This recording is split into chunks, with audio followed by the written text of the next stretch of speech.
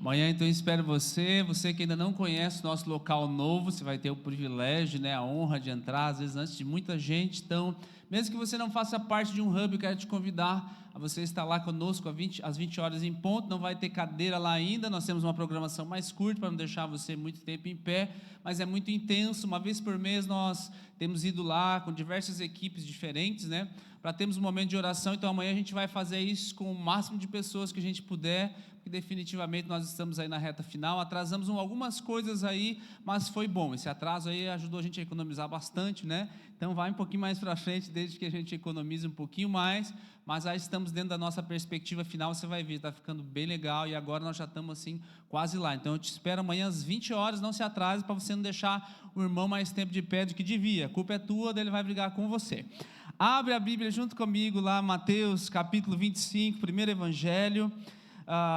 Eu separei para você, eu falei, né, alguns momentos nesse ano nós iríamos ver algumas parábolas de Jesus. No começo do ano eu vi contigo especificamente duas, e semana passada eu comecei com uma, e vou trazer mais uma hoje. Na semana que vem é outra palavra, e depois lá no decorrer do ano eu volto com mais de duas em duas, para a gente ir absorvendo ela aos poucos. Na semana passada eu falei sobre as 10 minas, e se você não assistiu, querido, volte lá, tá? Tem coisas bem importantes dentro dessa parábola, tem um contexto político, né? O pessoal rejeitava Arquelau, Antipas, e aí Jesus usa esse contexto político para falar sobre um rei que foi, um pessoal que não queria que ele viesse, enfim, tem algo específico do Senhor lá. Não perca essa da semana passada, para você se contextualizar nessa questão das parábolas. E hoje é uma que também você conhece muito, e apesar de você conhecer, de todas as parábolas de Jesus, é uma das que mais tem polêmica aí com os teólogos e comentaristas. Uns acham que não, isso aqui se trata disso, ou se trata daquilo. Uns tentaram colocar essa parábola até no meio, não, isso aqui quer reafirmar o arrebatamento da igreja e tudo mais, e o que todo mundo concorda, né? Todos os estudiosos concordam que o contexto histórico aqui, o cenário histórico, é um casamento judaico do primeiro século. O noivo, nesse caso, que a gente vai ver, é Jesus mesmo, e a parábola descreve o seu retorno. Isso aqui todo mundo concorda, e é o que a gente vai se ater hoje. Mateus capítulo 25, a parábola das 10 virgens. Vou ler aqui na Nova Almeida atualizada para você. Então o reino dos céus será semelhante a 10 virgens que, pegando as suas lamparinas, saíram a encontrar-se com o noivo. 5 delas eram imprudentes e 5 prudentes. As imprudentes, ao pegar as suas lamparinas, não levaram óleo consigo, mas as prudentes, além das lamparinas, levaram óleo nas vasilhas. E como o noivo estava demorando, todas ficaram sonolentas e adormeceram. Mas à meia-noite ouviu-se um grito: eis o noivo, saiam ao encontro dele. Então todas aquelas virgens se levantaram e prepararam as suas lamparinas. E as imprudentes disseram às prudentes: deem a nós um pouco de óleo que vocês trouxeram, porque as nossas lamparinas estão se apagando. Mas as prudentes responderam: não, porque então vai faltar tanto para nós quanto para vocês. Vão aos que vendem e comprem óleo para vocês. E saindo elas para comprar, chegou o noivo. E as que estavam preparadas entraram com ele para a festa do casamento, e fechou-se a porta. Mais tarde, chegaram as virgens imprudentes, dizendo: Senhor, Senhor, abra a porta para nós. Mas o noivo respondeu: em verdade lhes digo que não as conheço. Portanto, vigiem, porque vocês não sabem o dia nem a hora. Havia um costume entre os judeus de ter um amigo leal para ajudar o noivo. Há todo um contexto de casamento judaico do primeiro século que eu vou te lembrar já já. Dentro desse costume, o amigo do noivo preparava muitas coisas, estava ali junto com ele. Tem alguns cerimoniais que ele ajudava a cumprir, e você vai ver que João Batista, ele é comparado, a essa analogia que traz para ele, né? Ele é comparado a um amigo do noivo. Por quê? Porque ele prepara o caminho para o noivo entrar, ele prepara o caminho para o Messias. E existe um contexto dentro desse casamento judaico. Por exemplo, as noivas, ou melhor, as damas de honra, né? Aqui é tido como as virgens. Quem são essas damas de honra? Também eram mulheres selecionadas para ajudar todo o cerimonial dentro do casamento judaico. Virgem, nesse contexto grego, uma palavra grega chamada partenos, que quer dizer mulheres que já passaram da puberdade, mas por alguma razão ainda não casaram. Então essas eram chamadas as virgens. Hoje a gente chamaria de solteironas, num contexto diferente, né? Mas eram as virgens no momento em que esse casamento está para acontecer. E elas tinham um papel muito específico dentre todas as coisas. Primeiro que era uma honra ser tido, né, para fazer essa preparação. Só que o casamento do contexto judaico aqui, na parábola das vestes, se não me engano, que eu trouxe no comecinho do ano, eu explanei melhor isso. Havia todo um cerimonial até que o noivo chegasse. Tem toda aquela ideia de quando você faz noivado, um contrato indivisível, como se fosse o próprio contrato de casamento, né? Não é simplesmente não sou mais noivo, já era um compromisso muito real, e o noivo saía para preparar, durante um ano mais ou menos, para ele sair, preparar uma casa, para assim então ir chamar sua noiva. Então não se sabia muito especificamente quando o noivo ia voltar, mas o costume da época é que geralmente eles faziam isso meio que à noite. Então era avisado que ia ter o casamento, parentes de todos os lugares, eles podiam vir 100 quilômetros de distância andando, porque a festa não ia durar um dia só, algumas horas, como é o nosso costume hoje, mais ou menos uma semana inteira de festa. Então as pessoas vão chegando, então tem todo um preparativo para acontecer, e um deles é que o pessoal se reunia em alguns lugares, e o noivo está para chegar mais ou menos a qualquer dia nessa semana. Então já havia todo um preparo. Então a ênfase mais significativa desse casamento era a alegria desde o começo até o final. Eu separei aqui algumas coisas que eu fui pesquisar, para eu não esquecer, para te dizer, né? O que acontecia aqui? O noivo se vestia com roupas festivas no dia do casamento. Às vezes ele usava uma coroa de ouro, de prata ou de flores, dependendo da sua condição financeira. A noiva, naquele contexto, ela tinha que estar preparada para quando o noivo chegasse, ela estava meio que de prontidão, ela não estava ainda plenamente vestida, porque quando fosse anunciado ia ser rápido, por isso que as damas de honra estavam ali, mas ela estava perfumada, ela estava banhada, ela estava toda, né, adornada. Se eles recebessem um aviso que o noivo estava chegando, elas já corriam pegar as joias, enfim, era a função delas. E ela também, quando chegava o noivo, ela estava completamente coberta por um véu. E o noivo e seus amigos, quando eles decidissem, não, agora deu tudo certo, vamos lá, vamos começar esse casamento, eles saíam da sua casa em um momento que não era específico para as outras pessoas, e iam lá para a casa do pai da noiva reivindicar essa noiva. Então, enquanto ele estava indo com os amigos no caminho, ficava o pessoal lá na casa da noiva esperando. Quando alguém via que o noivo estava chegando e ia começar de verdade a festa, alguém anunciava, que é o que Jesus fala nessa parábola assim, é um grito alto, um brado: ei, o noivo está chegando, o noivo está chegando. É um alerta para que o pessoal agilize. As damas de honra que estavam ali esperando, e geralmente já era noite, aí que vinha a ideia das lamparinas, aí que vinha a ideia das tochas, e havia uma festa, o pessoal ia chegando, e o noivo ia lá, reivindicava a noiva, e aí as damas de honra já iam lá, corrida, aí saía aquele pessoal pela procissão, pelas ruas, era uma festa, para até o lugar determinado onde a festa iria acontecer de verdade. E uma vez que todos os convidados entravam, aí sim era fechadas as portas, e só entra aqui quem faz parte dessa festa. Tem todo um ritual judaico em cima disso daqui, e aí há muita alegria. O governante ou o dono da festa, geralmente era ele o responsável por providenciar tanto os aparatos quanto as próprias vestes nupciais das pessoas. Eu trouxe esse detalhe em outra parábola para você. Enfim, tem todo um contexto que Jesus usa para esse casamento. Então, há uma preparação. Todo mundo sabe que o noivo vai vir, mas não sabe especificamente qual é a hora que ele vai vir. Todo mundo sabe que as damas de honra têm que estar com as lamparinas ligadas ou com as tochas acesas.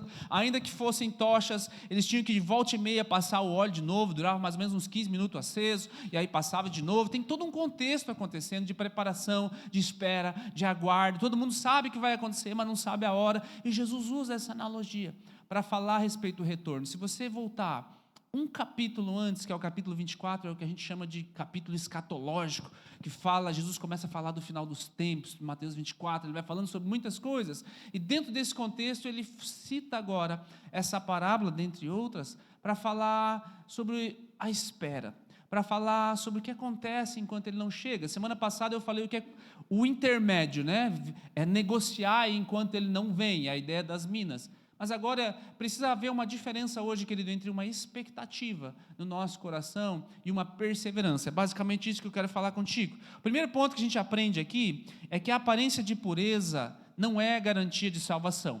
Todas eram virgens. Virgens, nesse contexto aqui, significa separação, intocado. Você pode entender que todas estavam na igreja, todas, aparentemente você olha, você não consegue ver distinção, todas são um símbolo de separação, todas são virgens, todas são um símbolo de dedicação para alguma coisa, todas são virgens, todas elas estão aparentemente iguais num primeiro momento, só que 5 delas, vamos dizer assim, elas eram mais religiosas. Elas estavam ali, estavam vestidas igual a todo mundo, estavam segurando os mesmos aparatos, mas elas não estavam com a mesma expectativa, não estavam com a mesma prontidão, né? A lâmpada da aparência, querido, às vezes ela vai brilhar igual todas as outras no primeiro momento. Porque quando estão as 10, você não consegue ver quem é sensato, quem é que é imprudente. Existem determinados momentos na vida, ou dentro da igreja mesmo, que todo mundo está brilhando igual, e você não consegue distinguir muitas coisas. Jesus vai usar outras analogias, o joio e o trigo, bode e as ovelhas, ou algumas coisas assim, mas o fato é que a lâmpada da aparência sempre brilha, mas ela não se sustenta nos momentos mais decisivos. Quando o vento da vida assim vem para abalar a gente mesmo, a gente vai ver se o que está dentro de nós era só uma vela, né? Qualquer vento sopra, ou de fato tem um bujão de gás dentro de você que você nem vê, não literalmente, né? Não estou falando isso aí, mas um bujão de gás dentro de você ali, pronto para jogar mais gás se necessário para não deixar esse fogo apagar. São esses momentos cruciais da nossa vida. O verso 8 vai dizer que todas saíram ao encontro do noivo com as lâmpadas acesas, e nesse momento talvez é praticamente impossível, humanamente impossível separar quem é quem desse processo. E aqui eu trago assim para os nossos dias de hoje que realmente é difícil você separar os crentes nominais dos verdadeiros. Você não consegue. No primeiro momento está todo mundo com as mãos levantadas, no primeiro momento está todo mundo na mesma igreja, cantando as mesmas músicas, lendo a mesma Bíblia, ouvindo a mesma pregação, né? Alguns vão se destacar, alguns vão orar fervorosamente, alguns deles até pregam eloquentemente, alguns deles curam doentes, alguns deles até expulsam demônios desse pessoal todo aqui, e alguns deles dizem levar o nome de Cristo. Você está entendendo o que eu estou falando, querido? É o mundo que a gente está hoje. Está ali, eles estão às vezes até dentro do púlpito ou atrás de microfones mesmo, ou sendo seguidos por muitas pessoas. Mas a gente, num primeiro momento, nós não conseguimos, porque há uma aparência de brilho, há uma aparência de que tem alguma coisa de Jesus ali dentro. Eles enganam homens, mas não enganam a Deus. Esse é o ponto-chave para nós aqui, que curiosamente Jesus usou essa mesma expressão, quando as virgens chegam lá e falam assim, Senhor, Senhor, nós também estamos convidados, nós também estamos dentro. Jesus usa essa analogia em Mateus capítulo 7, eu vou pôr na tela ali para você, ó. Nem todo aquele que me diz Senhor, Senhor, é a mesma expressão das virgens, nem todo aquele que diz Senhor, Senhor, entrará no reino dos céus, mas apenas aquele que faz a vontade do meu Pai que está nos céus. Muitos dirão naquele dia, Senhor, Senhor, não profetizamos em teu nome? Esqueci de citar isso, né? Também tem os profetas aí. Não profetizamos no teu nome, não expulsamos demônios no teu nome, não realizamos muitos milagres. Então eu lhes direi claramente, nunca os conheci, afastem-se de mim, vocês que praticam a maldade. Já falei, falo e repito muitas vezes, milagre não é evidência da presença de Deus, querido, não é só porque um lugar existe milagre, não é só porque alguém é usado para operar milagre, significa, nossa, esse cara aqui é o Jesus na terra, evidentemente, não é só porque tem expulsão de demônio, porque alguém expulsa demônio, pronto, Jesus está aqui, eu posso seguir cegamente, pelos frutos os conhecereis. Nós não conseguimos distinguir as coisas num determinado momento, mas por que a gente se inclina? Não, se aqui tem milagre, se aqui faz milagre, se aqui sai demônio, então aqui é o lugar, é desse jeito que eu tenho que fazer. Não é porque profetiza que absolutamente você pode sair seguindo qualquer coisa que você ouve em qualquer lugar. Né? Hoje tem os profetas de internet, não sei como é que você consegue profetizar assim, né? Tem lá 5.000 pessoas te ouvindo, né? Tem alguém doente aqui, é claro que vai ter. Né? Tem alguém com dor de cabeça aqui, é claro que vai ter. Tem alguém magro aqui, tem alguém gordo aqui. Quando você olha assim, a profecia dentro da palavra de Deus, nós cremos nos dons manifestos hoje, nós somos pessoas, não somos sensacionistas, nós cremos que Deus age dessa maneira, mas nós não podemos banalizar esse dom tão precioso. É um dom que o Espírito Santo concede à igreja, para a edificação da igreja? É, mas infelizmente nos nossos dias ele foi extremamente banalizado de muitas maneiras. E aí eu não quero que você negue esse dom, ou entenda que tudo que você ouvir por aí não é de Deus, mas eu quero que você siga aquilo que a Bíblia te ensina, julgue a profecia, Às vezes o mensageiro ele vai ser meio estragado, e Deus vai usar o mensageiro, às vezes mesmo estragado. Não significa que Deus não vai usá-lo, mas o que as pessoas fazem é pegar uma coisa e já coloca dentro de um balaio, já sai seguindo, já sai fazendo, já sai reproduzindo, e eu não gosto disso, eu sei que muitos de vocês não gostam, mas eu não posso correr o risco, querido, de negar que Deus ainda age assim. Eu não posso correr o risco de colocar uma vala e dizer assim, não, tudo o que a gente ouve aí não é de Deus, esse pessoal aí está inventando coisa da cabeça, então Deus não fala assim. Não, Deus fala ainda, entenda, mas julgue a profecia. Se fizer sentido para você, se colocar em oração, você guarda, senão você já descarta na hora. É claro, se daquela fonte ali sai 10, 15 coisas que já está fora, aí você já sabe, você não devia estar nem escutando, perdendo teu tempo naquele lugar ali. Mas às vezes Deus vai falar com você de muitas maneiras. É claro, aquilo que eu sempre enfatizo. Primeiro lugar onde Deus vai falar com você, quer ouvir a Deus? Lê a Bíblia, não é uma frase minha, né? Quer ouvir a Deus em voz alta? Lê a Bíblia em voz alta, que daí você vai ouvir Deus falando com você. O nosso Deus é justo. E nesse dia, querido, não vai haver intruso. Você pode ficar tranquilo, né? Você olha, esse aqui não devia estar aí, esse cara não devia estar pregando, esse outro não devia estar fazendo. Fica tranquilo que no final o Senhor, Ele vai falar assim, você não te conheço, não sei aonde você está. Meu segundo ponto, quando a luz se apaga é que a verdade vai aparecer de verdade, né? Se por um lado, inicialmente, é muito difícil perceber quem são os prudentes e quem são os insensatos, no apagar das luzes essas coisas se tornam muito visíveis. Por quê? Porque a hipocrisia ela se revela com o tempo. O tempo é uma das coisas que revela muitas coisas, né? Você não consegue mentir durante muito tempo, você não consegue esconder uma mentira durante muito tempo para as mesmas pessoas. Em algum momento da vida, certas coisas elas são reveladas, né? Então, aparente religiosidade, querido, pode até iluminar um caminho da sua vida durante um tempo. Lembra, as virgens imprudentes estão iluminando igual os outros num primeiro momento. E às vezes até pode ter gente seguindo ela, seguindo a luz que aquela religiosidade aparenta ter, mas não é dela aquela luz. Lembra da lua? A lua, a gente olha de noite, ela está brilhando, falei, nossa, que maravilha, como a lua, você é iluminada, como você brilha, lua, como você brilha, lua. Mas se você seguir a lua, quando chegar o amanhecer, você vai perceber que a luz que a lua estava te iluminando, na verdade era o reflexo, que nem era dela, que era do sol. O fato é, querido, que às vezes a gente segue muitas coisas, muitas pessoas, achando que não, há um brilho aqui, há uma essência, há uma unção, há uma presença de Deus, mas às vezes não é. Às vezes é um brilho momentâneo, às vezes é um brilho religioso, é a fé nominal, ela brilha por um tempinho, mas ela nunca tem o brilho definitivo da fé, da verdadeira fé salvadora. Qual é o brilho definitivo da verdadeira fé salvadora? Perseverança. Quando essa pessoa passar por momentos muito difíceis, olha para ela. Se estiver refletindo o brilho de Jesus, querido, segue ela. Segue ela, porque você vai aprender muita coisa.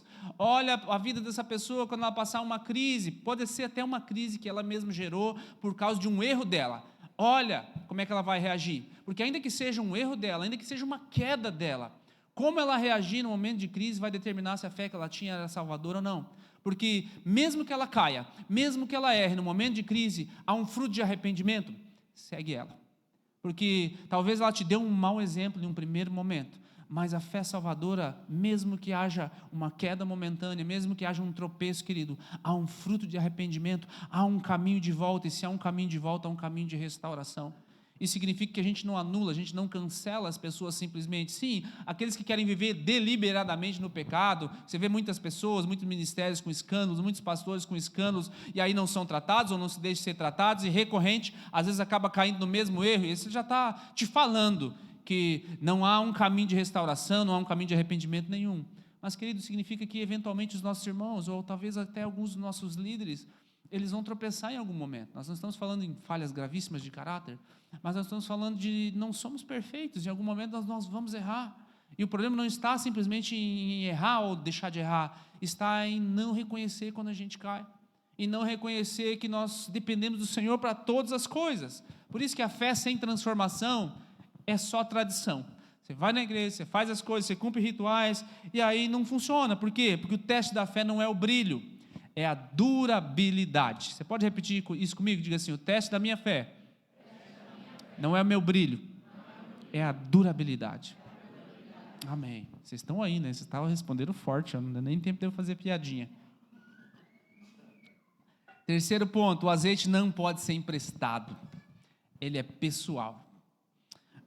O azeite não pode ser obtido por esforço humano. Você percebe que as virgens me emprestam um pouco. Ela, não é que as outras não emprestaram, gente, porque elas eram egoístas. Não vou emprestar, isso aqui é meu. Ela fala, se a gente emprestar, o trajeto que a gente tem que correr, não vai dar nem para vocês, nem para mim.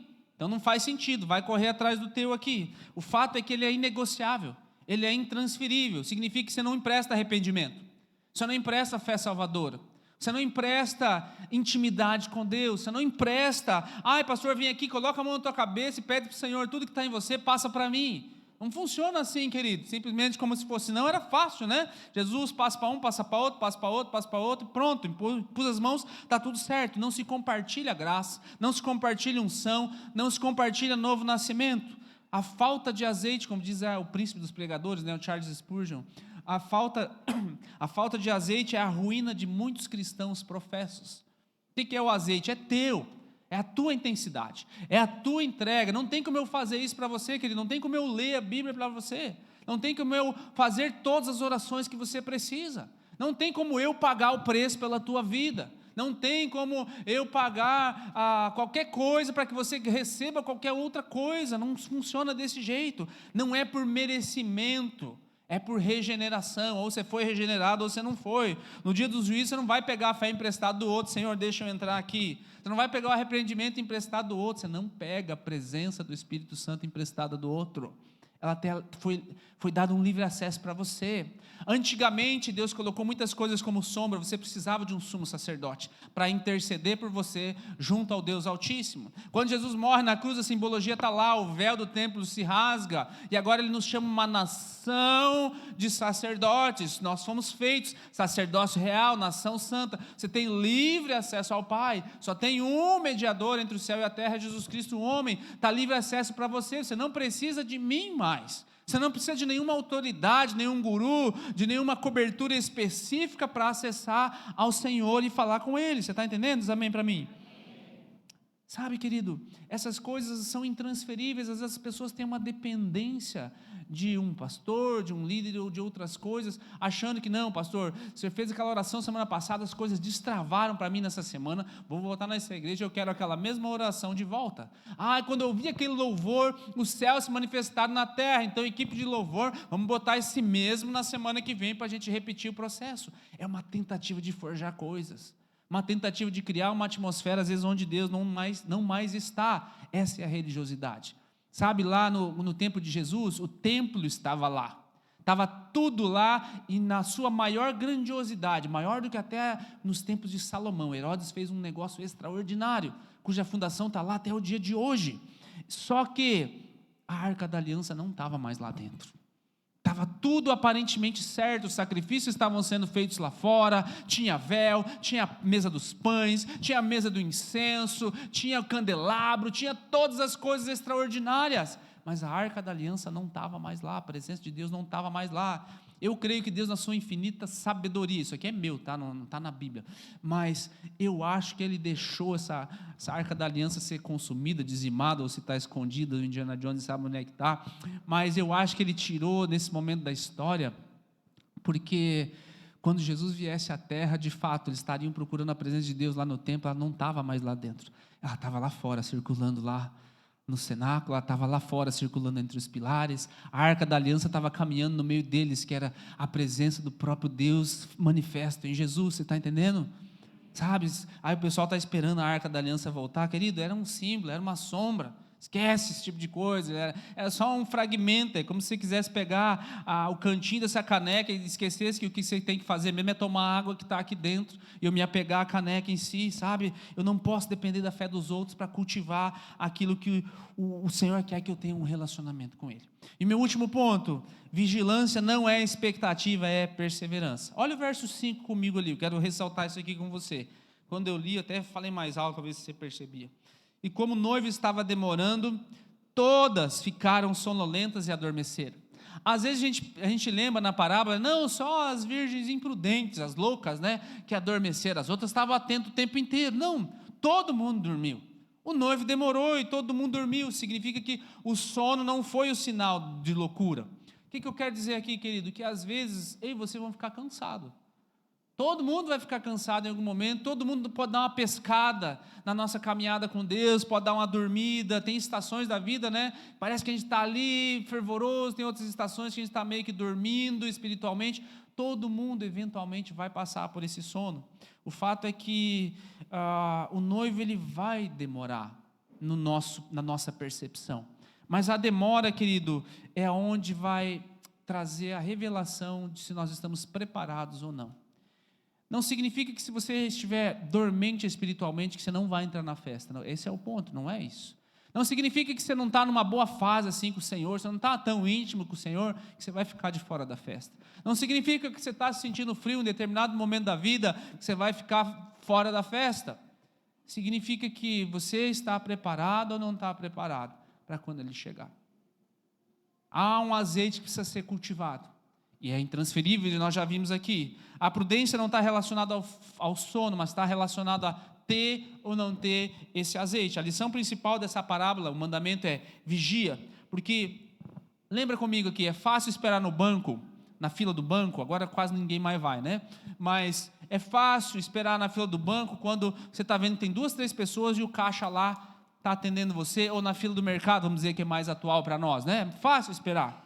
Agora, quando você chega lá, banco ninguém mais vai, deixa eu pular para o mercado. Quando você vai para o mercado, e tem aquela fila gigante, né? Principalmente nesses atacadistas da vida, né? Que o pessoal não está lá com as cestinhas, estão lá com 2, 3 carrinhos, e você olha assim, meu Senhor, vai demorar esse negócio, e você mexe no celular e vê e volta, e vê e volta, e não anda, e às vezes pega lá um cara, daí chega na hora do Pix, aí ele vai puxar o celular para ver, ou ele vai puxar o cartão, não é esse, passa, não é, passa aqui, aí você está lá, ai, qual é a vontade que a gente tem, querido? Ou desistir, vou embora, não quero mais saber, vou passar em outro lugar, pega só o que precisa e vamos embora.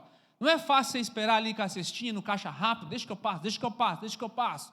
Eu já vou, já sou agilizado, que quero ir embora tocar a minha vida. É mais fácil assim. Agora, quando as coisas começam a demorar, a primeira coisa que a gente tem vontade é de fazer o quê? A gente desiste até de comer. Você está lá no restaurante, você está com fome, quero comer um negócio bem legal, mas tem uma fila, tem gente para esperar. Vou comer um cachorro quente mesmo que é mais rápido, vou comer um outro negócio. Nós temos vontade de desistir até nessas coisas que a gente quer. Você imagina a nossa caminhada com Deus, querido. Às vezes nós vai demorar, e muitos de nós, Jesus falou que ia vir, não veio. Jesus falou que ia me dar essa libertação, não deu. Jesus falou que ia me prosperar, não prosperou coisa nenhuma. Sabe, a demora da volta de Cristo, ela separa os sábios dos tolos. Ela separa os prudentes dos imprudentes. Existe um momento muito específico, por isso que zelo temporário, anseio temporário pela volta de Jesus não adianta nada. Estou empolgado e me batizo, e oro, e busco, e participo, e vai dar tudo certo, e agora o negócio só vai. Se for temporário, querido, não serve para nada, porque eu vou começar, você termina. Aquele que perseverar até o... Será? A ideia é que não importa se você começou ruim, capenga, meio tropeçando, meio que engatinhando, a caminhada com Deus é mais um rastejar assim, né, do que uma caminhada de fato. Não importa se você começou assim. Importa como é que você vai terminar. Você tem que terminar na corrida. Você tem que terminar na empolgação. Você tem que terminar, Senhor, estou meio destruído, mas não desanimado. Abatido, mas não desamparado. A gente vai ver, eu estou preparando esse texto para um outro momento. Não importa como a gente começa, querido, importa como a gente termina. O fogo tende a apagar se não for alimentado. Paulo ele vai falar para Timóteo, discípulo jovem, lá no 2 Timóteo capítulo 1, reavive o dom de Deus que está em ti, que foi reconhecido pela imposição das minhas mãos. Não é que Paulo colocou as mãos, toma o dom, Timóteo vai. Paulo reconheceu aquilo que Deus já tinha colocado sobre ele. Essa ideia de eu não posso transferir alguma coisa para você. Não tem como eu transferir algo que é só Deus que escolhe. Deus que escolhe quem vai dar os dons, quem não vai dar dons. O fato é que quando ele fala, reaviva o dom que é em ti, porque significa que haverão alguns momentos que podem apagar o nosso fogo espiritual. Eu coloquei só 4 para a gente passar rápido, mas só para você ficar ligado. O que apaga o fogo espiritual? Primeiro, é medo. Medo é a coisa, Deus te fala, Deus te dá uma missão, mas ele vai paralisar a tua ação. Não sei, vai que eu chego lá, Deus não fala, vai que eu chego lá, não dá certo, vai que eu não consigo ser tão santo assim quanto a Bíblia pede, então é melhor eu já sair fora. Segunda coisa que apaga o fogo, desânimo. Esse se abate sobre todos nós, porque o desânimo ele rouba o zelo, você não tem mais cuidado com as mesmas coisas. Não vou orar mais tanto. não sei se precisa fazer tudo isso, eu tenho uma vida boa, eu cuido da minha vida, eu não faço mal para as pessoas, e aí você vai desanimando na caminhada com Deus, é onde entra o 3, que é o pecado não tratado, que é quando chega num ponto assim, ó, ele vai abafando a consciência. Começou aonde? Começou no desânimo. E aquele cara, ele pegou um pouquinho de dinheiro, pegou um pouquinho, não faz mal para ninguém, não vai fazer falta para ninguém, e aí ele não vai tratando aquilo até que a consciência vai sendo abafada, e um dia ele faz, né, uma coisa que prejudica muita gente, ou ele trai, ou ele rouba, ou ele engana, ou ele faz muitas coisas. E a última coisa que apaga o fogo espiritual, querido, é a rotina sem devoção. Quando eu só leio, quando eu só cumpro o plano de rotina, quando eu acordo de manhã, eu leio a Bíblia na hora do almoço, que não faça mal, que faça bem, em nome de Jesus, amém, né? Jesus é jóia, abençoa essa boia, enfim, aquelas orações que você não pensa, você só fala, você só repete. Chega de noite, Senhor, eu quero dormir um sono bem legal, eu quero acordar bom amanhã, e vai. Rotina sem devoção. Você não está querendo colocar a intenção, quando você canta, só para ler, só para falar, sem devoção. Querido, rotina sem devoção apaga o fogo espiritual.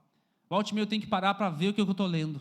Eu tenho que parar para pensar, às vezes para cantar as mesmas músicas que eu já canto há um certo tempo.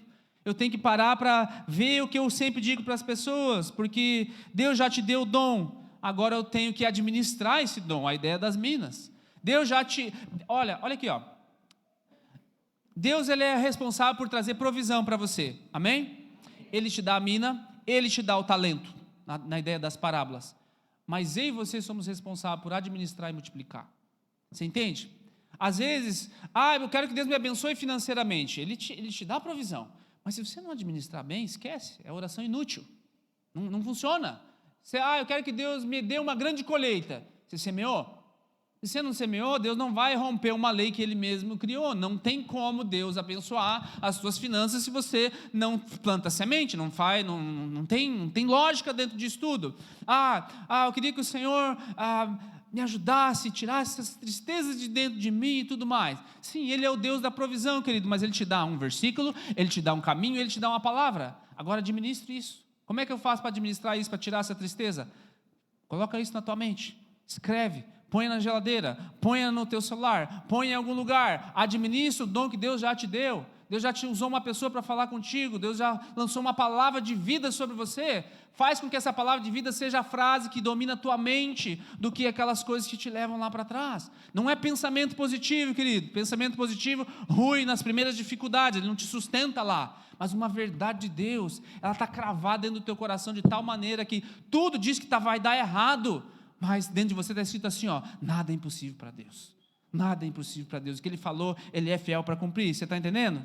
Então, querido, rejeita o medo, enfrenta esse cansaço aí, estou desanimado, enfrenta esse cansaço, bora, levanta, começa a alimentar o teu espírito. Você não age pela tua vontade, você não age pelo teu desejo, você age pela disciplina, você age por um alvo, aí você levanta e corre e vai. Você não vai trabalhar só quando você está com vontade, não é verdade? Você vai trabalhar porque você precisa, tem um alvo, você corre atrás. Você não vai trabalhar só o dia que você está alegre e feliz. Você faz porque isso é necessário. Querido, a caminhada com Deus é a coisa mais importante da tua vida. Você não vai seguir o Senhor e buscar ao Senhor só quando você tem vontade, ou só quando você está feliz, está dando tudo certo. É uma caminhada diligente. Não é só a porta que é estreita, é o caminho que é estreito. Sabe, é um caminho aqui, é por aqui, é aqui, largo é o caminho que leva à perdição, a ideia de que o caminho é estreito, é simples, mas ao mesmo tempo ele tem um foco. A fé salvadora, ela vai se manifestar baseada em 3 coisas, no fruto do Espírito, né? E o fruto é um conjunto de coisas, está lá em Gálatas, né? Bondade, longanimidade, paciência, vai estar um monte de coisas que ele chama de um fruto, num desejo pela santidade. Não significa que você não vai errar, mas eu odeio essas coisas que às vezes eu faço. A ideia de que Paulo fala assim, o bem que eu quero fazer eu não faço, mas o mal que eu não quero fazer, às vezes eu me pego fazendo. Sabe o que é isso? Isso é santidade, é a luta, essa indignação dentro de você, colocada pelo Espírito Santo. Senhor, pobre, miserável homem que eu sou, quem é que vai me libertar dessa lei aqui? E no final, uma busca pela vinda do Senhor. Esse é aquilo que vai manifestar. Eu quero concluir dizendo uma frase aqui do John Wesley: quando você se coloca em chamas, as pessoas vêm de longe para ver você queimar. Se coloque de pé, por favor.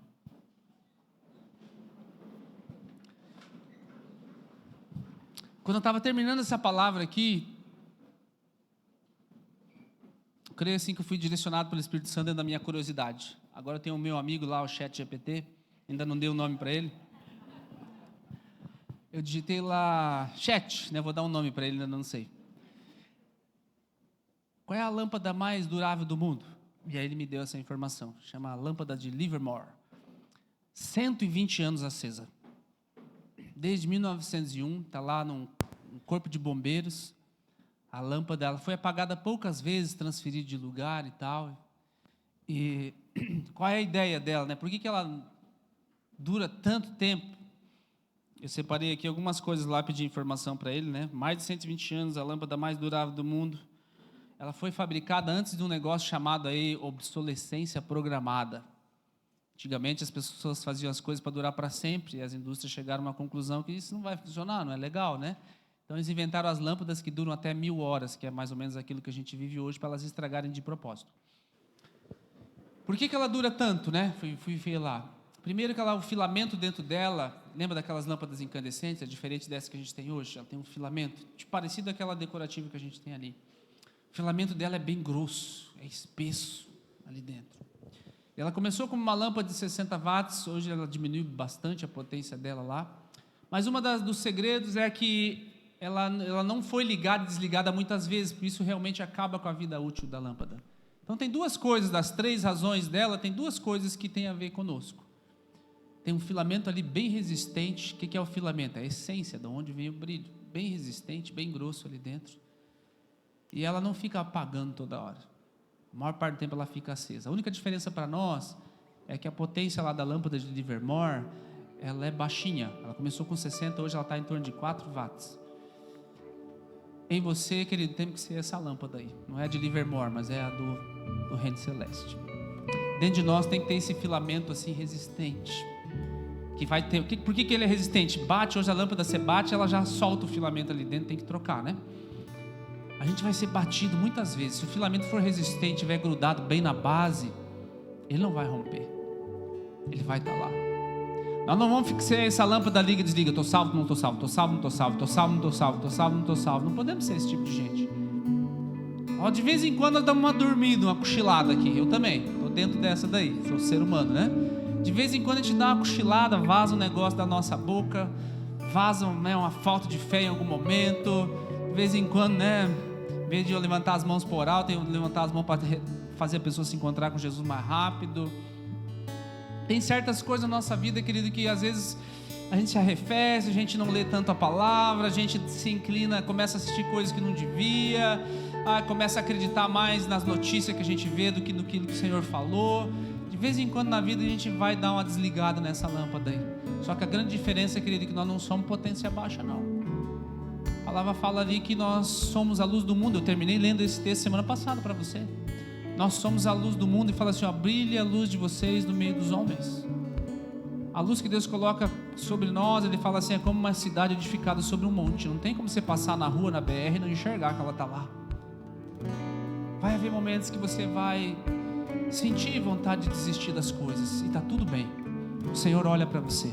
Você ainda não é a virgem imprudente. Não é isso para você. O fato é, querido, que talvez pode parecer que o noivo demora em muitas coisas na tua vida, para resolver esse lance do teu casamento, para resolver essa situação financeira, para resolver esse sentimento, ou até mesmo para ele voltar. Mas nós precisamos estar constantemente com essa lâmpada acesa do desejo de santidade em agradar ao Senhor. Um desejo de expressar o fruto do Espírito para aqueles que estão ao nosso redor. E nunca, mas nunca esquecer, isso é uma máxima do cristão, tá? Nós aguardamos pela vinda dele. Nós clamamos pela vinda dele. Quando nós terminamos de ler a Bíblia, Apocalipse, uma das últimas palavras que está escrito lá é assim, Maranata. A palavra grega que significa, vem Senhor, vem Senhor. De tempos em tempos, querido, essa chama tem que ser soprada na igreja e em muitos lugares. Eu falei aqui sobre perseverança, eu falei sobre óleo, dei todo o alerta para você, mas a ênfase que eu quero terminar essa palavra junto contigo hoje, nessa manhã de domingo, é nós cantarmos e nós fazemos um clamor para que o Senhor venha. Não sabemos o dia e a hora, mas o versículo que nós lemos aqui termina dizendo, vigiai, porque vocês não sabem qual é o dia e a hora. A diferença, a minha aplicação final aqui é que Há um filamento espesso e resistente dentro de nós, que fica ligado o tempo todo, que tem o poder para iluminar o mundo inteiro, que precisa ser alimentado pela presença de Deus, e nós precisamos viver como se Jesus fosse voltar hoje, mas está preparado para esperar Ele a vida inteira, se for necessário. Vamos orar? Feche os teus olhos aí.